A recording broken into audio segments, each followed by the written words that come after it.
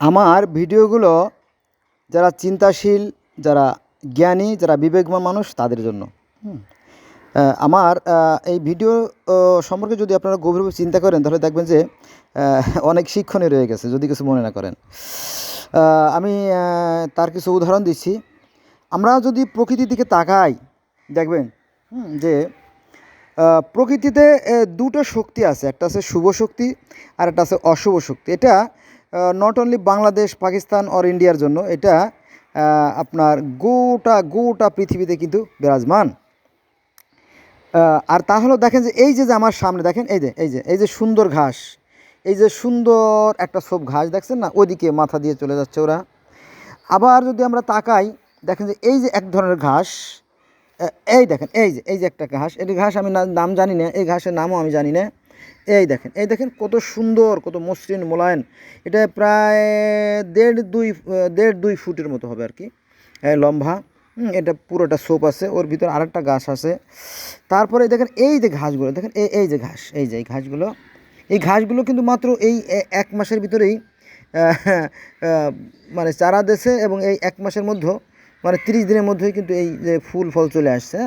এরা এত দ্রুত বর্ধনশীল এবং এরা কিন্তু একদিকে ক্ষতিকর, অন্যদিকে উপকারী আর কি, পশুদের জন্য উপকারী, মানুষের ক্ষতিকর। তো এই ভিডিও করার যে মূল প্রতিপাদ্য বিষয় সেটা আজকে শোনাবো। সেটা হচ্ছে যে দেখবেন যে এই যে অপশক্তি, যে অন্যায় শক্তিগুলো, এটা কিন্তু সবসময় ভারী ছিল বা বেশি ছিল। সমাজে খারাপ লোকের সংখ্যা চিরকালই বেশি ছিল, আছে এবং থাকবে। এখন ভালো মানুষের বড়ই অভাব। তার প্রমাণ হচ্ছে যে দেখেন যে এই যে খারাপের ভিতরে এই যে জায়গাটা দেখছেন না, এই জায়গাটা কিন্তু পরিষ্কার। এই জায়গাটা পরিষ্কার করে কিছু গাছ লাগানো হয়েছিল কিন্তু মারা গেছে। আর তার মধ্যেও একটা জিনিস দেখেন, এটা হচ্ছে আপনার তরমুজ গাছ। এই দেখেন এই যে তরমুজ, এই যে সাম্মাম গাছ, এই তরমুজ গাছ, এই গাছটা টিকে থাকলেও এই যে সাম্মামের গাছ, এই যে হলো সাম্মাম বা আপনার ওই যে সৌদি আরবের যে বাঙ্গি সেটা বলতে পারেন। এই যে এটা হলো সৌদি, দেখেন এটার কত অত্যাচার, এটা তো বাড়তে পারে নাই, ঘাসে ঘিরে ফেলছে। প্লাস এই যে পাতাগুলো, সেই পাতাগুলো এবং তার যে ডগাটা সেটাও কিন্তু খেয়ে ফেলছে, বুঝছেন? তার মানে এটি কিন্তু ভালো জাতের। এ কিন্তু বড় বড় ফল দেবে, কিন্তু এরা কিন্তু ফল দেবে না। যারা আছে এরা কিন্তু ফল দেবে না। এরকম তো আরও গাছ আছে, আমার খুঁজতে হবে। এটা আমার নিজের হাতে কাছে লাগানো গাছ। এই দেখেন, এটা সাম্মাম মানে সৌদির যে বাঙ্গি সেটা আর কি। এখানে আরও ছিল, সেটা সম্ভবত মারা গেছে, না আছে, কিছু আছে। এই দেখেন এই যে এর অবস্থা খুব একটা ভালো না। এই ঘাসটা দেখেন, এই ঘাসটা অন্ততপক্ষে 1 থেকে 1.5 ফুট হয়ে গেছে, 1 থেকে 1.5 ফুট হয়ে গেছে, কিন্তু এই দেখেন বিশাল ব্যাপার। অথচ এটা এখনও বাড়তে পারে নাই। এই যে বাড়তে পারা তো দূরের কথা, মারা যাওয়ার মতো অবস্থায় দেখেন। অথচ এদের উদ্দেশ্যে কিন্তু এই জায়গাটা প্রস্তুত করা হয়েছে। আগাছাগুলো দ্রুত বেড়ে এই জায়গাটা পরিবেশটা নষ্ট করে ফেলেছে আর কি। তো এই হলো মূল বিষয়। তো এখানে আরও গাছগুলো ছিল, এই যে একটা আছে, এই যে একটা গাছ দেখেন, দেখেন কী করুণ পরিণতি দেখেন। এর অবস্থা খুব একটা ভালো না। এটার শরীর থেকে তাকায় দেখেন, এটা একটা সাম্মামের গাছ কিন্তু, অর্থাৎ বাঙ্গি গাছ। এটা বাঙ্গি গাছ। এইটার সাথে এই যে কচুর পাতা দেখেন, কচুর পাতাটা কিন্তু মসৃণ এবং তেলতেলে। দেখেন আরও সুন্দর, দেখেন আরও তেলতেলে, এর কিন্তু শত্রু নাই। উপরে যদিও তেলতেলে ভাব, কিন্তু ভিতরে কিন্তু বিষ ভরা, জানেন, চুলকানি। কি অদ্ভুত তাই না, কত বিচিত্র। কচু গাছের ভিতরটা কিন্তু কি চুলকানো এবং বিষে ভরা। এজন্য কেউ এখানে হাত দিচ্ছে না। এই দেখেন কেউ হাত দিচ্ছে না। কিন্তু এটা ভালো জিনিস। এই জিনিসের উদ্দেশ্য এই জায়গাটা তৈরি করা হয়েছে, কিন্তু সেই জিনিসটা সর্বনাশ হয়ে গেছে। বোঝা গেছে বিষয়টা? এই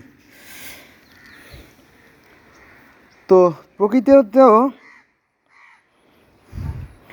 প্রকৃতিতে আল্লাহ পাক তার পবিত্র কোরআন শরীফে বলতেছে যে মানুষের মধ্যে কিছু মানুষ আছে যারা দেখেও দেখে না, যারা শুনেও শোনে না, যারা বুঝেও বোঝে না, তারা কি চতুষ্পদ জন্তুর মতো?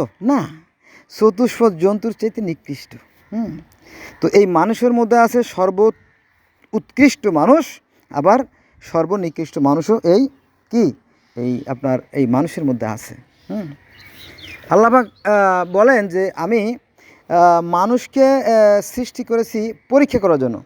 আর দুনিয়া ফিল আখেরা আর কি, এই পৃথিবী হচ্ছে আখেরাতের শস্যক্ষেত্র। এখানে আমি মানুষকে সৃষ্টি করছি ভালো এবং মন্দ দিয়ে পরীক্ষা করার জন্য।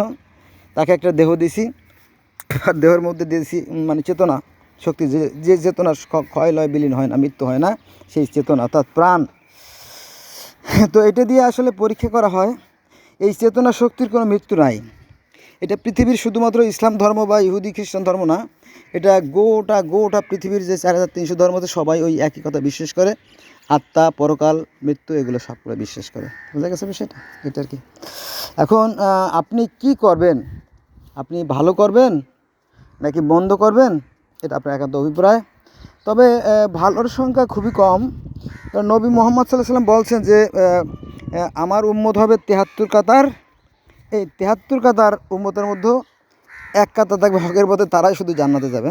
অতএব জান্নাতটা খুবই একটা দামি একটা উপহার, এটা সবার ভাগ্যে জুটবে না। সমাজে যারা বিশৃঙ্খল, অশান্তি সৃষ্টি করছেন আর উপরে লেবাস অর্থাৎ বাইরের অন্যরকম একটা রং রূপ ধারণ করে আসেন, তারা বড়ই ক্ষতিগ্রস্ত হয়ে যাবেন।